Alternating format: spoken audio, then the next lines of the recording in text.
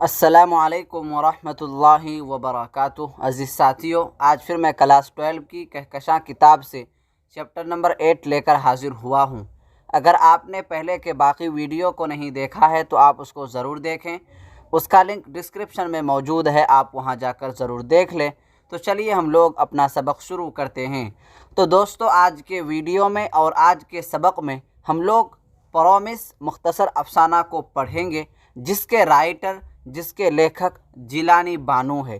साथियों, आप ये याद रखिएगा, प्रॉमिस जो है ये एक मुख्तसर अफसाना है। इसके राइटर, इसके लेखक, इसके मुसन्निफ जिलानी बानो है। इसलिए हम लोग सबसे पहले जिलानी बानो के बारे में पढ़ेंगे। उसके बाद प्रॉमिस मुख्तसर अफसाना के खुलासा को हम लोग पढ़ेंगे और सबसे आखिर में इस चैप्टर के मुख्तसर तरीन सवालात को हम लोग हल करेंगे। इसलिए आपसे गुजारिश है, आपसे अपील है कि आप हमारे साथ बने रहें और आपके दोस्त अहबाब में से जो भी क्लास 12 में हो तो उसको इस सीरीज़ के साथ ज़रूर जोड़ने की कोशिश करें। तो चलिए हम लोग अपना सबक शुरू करते हैं। तो दोस्तों, सबसे पहले हम लोग जिलानी बानो के बारे में पढ़ेंगे। प्रॉमिस अफसाना, प्रॉमिस मुख्तसर अफसाना का मुसन्निफ जिलानी बानो है। प्रॉमिस अफसाना का मुसन्निफ जिलानी बानो है। आपसे एग्ज़ाम में ये पूछा जाएगा, प्रॉमिस जो मुख्तसर अफसाना है इसके लेखक का नाम क्या है? तो आप जवाब देंगे इसके लेखक का नाम जिलानी बानो है। और आप एक बात और याद रखिएगा कि ये जिलानी बानो जो है ये एक औरत है। जिलानी बानो क्या है? एक औरत है, ये मर्द नहीं है। उसके बाद हम लोग पढ़ते हैं कि जिलानी बानो के वालिद का नाम अल्लामा हैरत बिदायूनी है। जिलानी बानो के वालिद का नाम अल्लामा हैरत बिदायूनी है। जिलानी बानो की पैदाइश 14 जुलाई 1936 ईस्वी को उत्तर प्रदेश के बिदायूं में हुई। जिलानी बानो की पैदाइश 14 जुलाई 1936 ईस्वी को उत्तर प्रदेश के बिदायूं में हुई। साथियों, यहाँ पर हमें दो तीन बातें याद रखनी है। पहली बात ये, जिलानी बानो की पैदाइश कब हुई, कौन से साल में इनकी पैदाइश हुई? तो इसका जवाब होगा 14 जुलाई 1936 ईस्वी को इनकी पैदाइश हुई। और कहाँ पर इनकी पैदाइश हुई? तो जवाब होगा उत्तर प्रदेश के बिदायूं में इनकी पैदाइश हुई है। 14 जुलाई 1936 ईस्वी को इनकी पैदाइश हुई और उत्तर प्रदेश के बिदायूं में इनकी पैदाइश हुई है। अगर उसकी इब्तिदा के नाम के बारे में अगर बात की जाए तो इब्तिदा में जिलानी बानो ने सबा बिदायूनी के नाम से शायरी की थी। इब्तिदा में जिलानी बानो ने सबा बिदायूनी के नाम से शायरी की थी। जब ये जिलानी बानो शायरी करना शुरू की, शायरी करना वो स्टार्ट की, तो सबसे पहले उनका जो नाम था सबा बिदायूनी के नाम से लोग जानते थे और इश्तिहारात वगैरह में इन जिलानी बानो का नाम जो है सबा बिदायूनी लिखा जाता था। लेकिन सबा बिदायूनी नाम चेंज करके जिलानी बानो बाद में रख दिया। इसी को यहाँ पर कहा जा रहा है कि इब्तिदा में जिलानी बानो ने सबा बिदायूनी के नाम से शायरी की।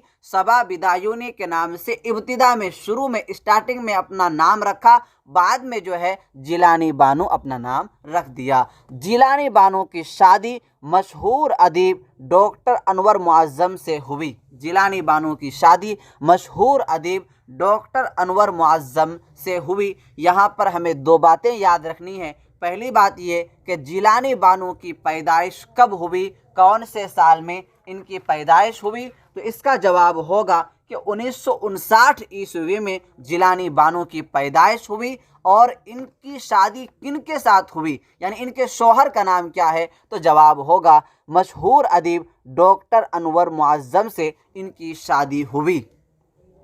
तो 1959 ईस्वी में डॉक्टर अनवर मुअज़्ज़म से इनकी शादी हुई। जिलानी बानो का अफसानवी मजमुआ दर्ज झेल हैं। जिलानी बानो का अफसानवी मजमुआ यानी अफसानवी किताब जो है दर्ज झेल हैं। पहली किताब का नाम रोशनी के मीनार। पहली किताब का नाम क्या है? रोशनी के मीनार। उसके बाद नरवान, उसके बाद पराया घर, उसके बाद रात के मुसाफिर, उसके बाद रोज़ का किस्सा, ये कौन हंसा, वगैरह वगैरह। तो जिलानी बानो ने मुख्तसर अफसाना की किताबें यानी कि अफसाना की किताबें बहुत लिखी हैं।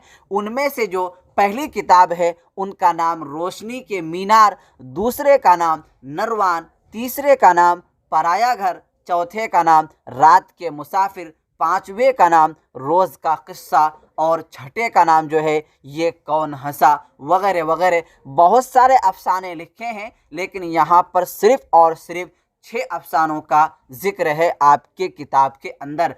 आपको एग्ज़ाम में ये पूछा जाएगा जिलानी बानो का अफसानवी मजमुआ में से एक अफसाना का नाम लिखें या 2 अफसाना का नाम लिखें। आपको एग्ज़ाम में ये पूछा जाएगा, तो आपको जो है इन 6 नामों में से, इन 6 अफसानों के नामों में से किसी एक का नाम लिख देना है। चाहे तो आप रोशनी के मीनार को लिखें, चाहे तो नरवान को लिखें, पराया को लिखें, रात के मुसाफिर को लिखें, रोज़ का किस्सा को लिखें या ये कौन हंसा वगैरह वगैरह को लिखें।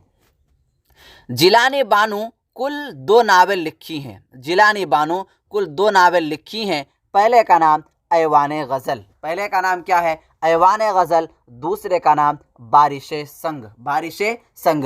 तो जिलानी बानो अफसाना के साथ साथ जो है नावल भी लिखी हैं। पहला नावल का नाम ऐवाने गज़ल, दूसरे का नाम बारिशे संग। आपको एग्ज़ाम में इस तरह भी पूछा जा सकता है और सवाल इस तरह हो सकता है कि जिलानी बानो का एक नावल का नाम लिखें या 2 नावल का नाम लिखें, तो आप लिखेंगे ऐवाने गज़ल या फिर बारिशे संग।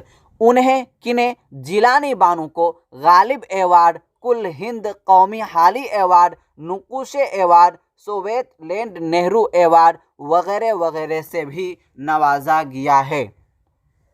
जिलानी बानो को जो है गालिब एवार्ड, कुल हिंद कौमी हाली एवार्ड, नुकुश award, Soviet Land Nehru award वगैरह वगैरह एवार्ड से इनको नवाजा गया। कुल 4 एवार्ड से इनको नवाजा गया है। साथियों, 12वीं क्लास की उर्दू की मुकम्मल तैयारी के लिए हमारे यूट्यूब चैनल यानी आइडियल उर्दू क्लासेस को सब्सक्राइब करें और रोज़ाना के सबक का PDF लेने के लिए नीचे दिए गए नंबर पर राब्ता करें 9934753942। इस नंबर पर आप हमसे कांटेक्ट कर सकते हैं और रोज़ाना के सबक का PDF ले सकते हैं। तो साथियों, यहाँ तक हम लोग जिलानी बानो के हालात के बारे में पढ़े कि उनकी पैदाइश कब हुई, उनकी वफ़ात कब हुई, उनकी शादी कब हुई, उनकी अफसानों के मजमुआ का नाम क्या है और उनके नावल का नाम क्या है। अब यहाँ से हम लोग इस चैप्टर के खुलासा को पढ़ने जा रहे हैं। प्रॉमिस जो अफसाना है इनका खुलासा क्या है। इस अफसाने के अंदर, इस मुख्तसर अफसाने के अंदर क्या क्या बातें, क्या क्या कहानी बताई गई हैं, इसको हम लोग अब पढ़ने जा रहे हैं खुलासा के तौर पर। अफसाना प्रॉमिस जिलानी बानो का लिखा हुआ है। अफसाना प्रॉमिस जिलानी बानो का लिखा हुआ है। आपको एग्ज़ाम में ये पूछा जाएगा कि प्रॉमिस अफसाना का लेखक मुसन्निफ कौन है, तो आप जवाब देंगे जिलानी बानो। और इस अफसाने का मरकज़ी किरदार यानी मेन किरदार अम्मू नाम की एक औरत है जिनके 4 लड़के हैं। पहले का नाम जमशेद, दूसरे का नाम खुर्शीद, तीसरे का नाम रशीद, चौथे का नाम हमीद। अम्मू के शोहर एक वकील थे और उनकी वकालत ज़्यादा न चलने के बावजूद भी अम्मू ने 4 लड़कों को आला तालीम दिया। इस दरमियान उनके वालिद का इंतकाल हो गया। किन के वालिद का? जमशेद, खुर्शीद, रशीद, हमीद के वालिद का इंतकाल हो गया और अम्मू के शोहर का इंतकाल हो गया। और तीनों बड़े बेटों को डॉक्टर और इंजीनियर बनवाया और सबसे छोटा बेटा हमीद ने अम्मू की लाख कोशिश के बावजूद भी पढ़ाई नहीं किया। चुनांचे हमीद सियासत में चले गए। हमीद ये कौन है? छोटा बेटा। चुनांचे हमीद सियासत में चले गए और अमेरिका में तीनों बड़े बेटों की नौकरी हो गई। जब ये तीनों बेटे अमेरिका जा रहे थे तो उनकी अम्मी ये प्रॉमिस की थी, ये वादा की थी कि जब मेरी मौत हो जाए तो तुम लोग मेरा कंधा देना। साथियों, यहाँ आपको एक बात और याद रखनी है, वो ये कि अम्मू ने क्या वादा किया था अपने बेटों से, तो आप जवाब देंगे कि अपने कंधा देने का ये वादा लिया था। जब ये तीनों भाई अमेरिका पहुंच गए, जब ये तीनों भाई अमेरिका पहुंच गए तो उनकी अम्मी का कैंसर की बीमारी की वजह से इंतकाल हो गया। तो अम्मी का जो इंतकाल हुआ, अम्मू का जो इंतकाल हुआ था, वो किस बीमारी की वजह से उनका इंतकाल हुआ था, उनकी वफ़ात हुई थी? तो जवाब होगा कैंसर की बीमारी की वजह से। आखिरकार उसकी अम्मी की प्रॉमिस को वो लोग निभा नहीं पाए, इसी वजह से इस चैप्टर का नाम प्रॉमिस रखा गया है। प्रॉमिस इसका माना क्या है? वादा। यानी कि उनके बेटों से उन अम्मू ने जो वादा लिया था कि तुम लोग मेरा कंधा देना जब मेरी मौत हो जाए, तो वो लोग अमेरिका चले गए और छोटा बेटा जो है सियासत में आ गए। जब अम्मू का इंतकाल हो गया तो वो सियासत में लगे रहे, सियासत में लगे रहे, वो भी अपना कंधा नहीं दिए। तो इस कहानी का नाम प्रॉमिस रखा गया, इसलिए कि उनके बेटों ने जो वादा लिया था कंधा देने का, वो कंधा नहीं दे सके। इसीलिए इस चैप्टर का नाम जो है प्रॉमिस रखा गया, यानी वादा रखा गया। यहाँ तक हम लोगों ने इस चैप्टर के खुलासा को पढ़ लिए, प्रॉमिस का खुलासा को पढ़ लिए। अब हम लोग इस चैप्टर के मुख्तसर तरीन सवालात को हल करने जा रहे हैं, जिसमें सवाल नंबर 1 में ये पूछा जा रहा है कि जिलानी बानो की पैदाइश कब और कहाँ हुई? जिलानी बानो की पैदाइश कब और कहाँ हुई? तो जवाब होगा जिलानी बानो की पैदाइश 14 जुलाई 1936 ईस्वी को बिदायूं में हुई। यह बिदायूं कहाँ है? उत्तर प्रदेश में है। तो पहला सवाल यह कर रहे हैं कि जिलानी बानो की पैदाइश कब और कहाँ हुई? तो इसका जवाब है कि जिलानी बानो की पैदाइश 14 जुलाई 1936 ईस्वी को बिदायूं में हुई। सवाल नंबर 2 में यह पूछा जा रहा है जिलानी बानो के एक अफसाने का नाम बताइए। जिलानी बानो के एक अफसाने का नाम बताइए। तो जवाब होगा रात के मुसाफिर। रात के मुसाफिर। हमने आपको 6 नाम बताया, 6 अफसाने का नाम बताया, उनमें से सिर्फ एक नाम लिख दीजिएगा, चाहे रात के मुसाफिर लिखिए या इसके अलावा जितने नाम हैं वो लिखिए। तो सवाल नंबर 2 में ये पूछा जा रहा है जिलानी बानो के एक अफसाने का नाम बताइए, तो आप जवाब देंगे रात के मुसाफिर। सवाल नंबर 3 में ये पूछा जा रहा है जिलानी बानो के 2 नावलों का नाम बताइए। जिलानी बानो के 2 नावलों का नाम बताइए। तो पहले का नाम क्या है? ऐवाने गज़ल, दूसरे का नाम है बारिशे संग। सवाल नंबर 4 में यह पूछा जा रहा है कि अफसाना प्रॉमिस का मरकज़ी किरदार कौन है? मरकज़ी किरदार कहते हैं मेन किरदार को। तो अफसाना प्रॉमिस का मरकज़ी किरदार कौन है? तो जवाब होगा अम्मू। सवाल नंबर 5 में ये पूछा जा रहा है प्रॉमिस अफसाना के 2 किरदारों के नाम बताइए। इसका जवाब होगा हमीद और जमशेद। देखिए, एक होता है मरकज़ी किरदार यानी मेन किरदार, एक होता है सिर्फ किरदार। तो मरकज़ी किरदार का मतलब ये होता है कि उस चैप्टर का असल किरदार कौन है, असल किरदार, मेन किरदार कौन है। और किरदार का मतलब ये होता है कि इस चैप्टर के अंदर कितने कितने नाम का जिक्र हुआ है, कितने कितने लोगों का जिक्र हुआ है। अगर आपसे ये सवाल पूछा जाए कि अफसाना प्रॉमिस का मरकज़ी किरदार कौन है, यानी मेन किरदार किसका है, तो आप जवाब देंगे अम्मू। और अगर सवाल ये किया जाए कि किरदार का नाम बताइए, 2 या 3 किरदारों का नाम बताइए, तो आप जवाब देंगे हमीद और जमशेद वगैरह वगैरह। सवाल नंबर 6 में पूछा जा रहा है कैंसर का मर्ज किसके सारे बदन में फैल गया था? कैंसर का मर्ज किसके सारे बदन में फैल गया था? तो जवाब होगा कैंसर का मर्ज अम्मू के सारे बदन में फैल गया था।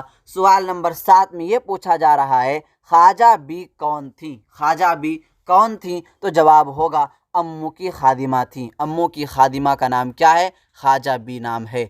सवाल नंबर 8 में पूछा जा रहा है अम्मू ने अपने बेटों से क्या प्रॉमिस लिया था?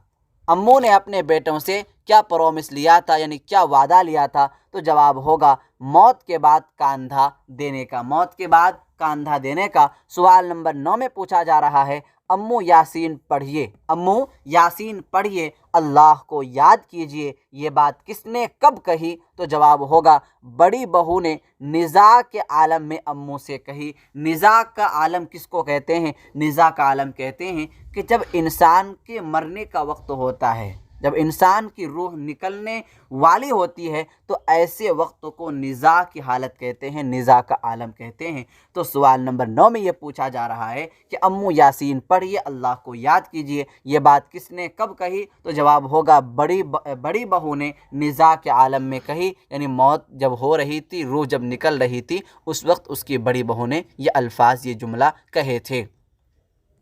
साथियों, हमारे ऑफिशियल ग्रुप से जुड़ने के लिए नीचे दिए गए नंबर पर राब्ता करें 9934753942। इस नंबर पर आप हमसे कांटेक्ट कर सकते हैं और रोज़ाना के सबक का PDF ले सकते हैं। साथियों, अगर आप हमारे ऑफिशियल ग्रुप से ज्वाइन नहीं हुए हैं तो आप इस दिए गए नंबर पर राब्ता करें। इंशाअल्लाह आपको हमारे ऑफिशियल ग्रुप से जोड़ दिया जाएगा ताकि आप रोज़ाना के सबक का PDF ले सकें, रोज़ाना के टेस्ट दे सकें और कोई सा भी सवाल हो, चाहे छोटा सवाल हो, बड़ा सवाल हो, कोई भी सवाल हो तो आप हमसे पूछ सकें। तो चलिए आज का सबक हम लोग यहीं तक ख़त्म करते हैं। आइंदा सबक में हम लोग फिर मिलेंगे, तब तक के लिए इजाज़त दीजिए। वस्सलामु अलैकुम वरहमतुल्लाहि वबरकातुहू।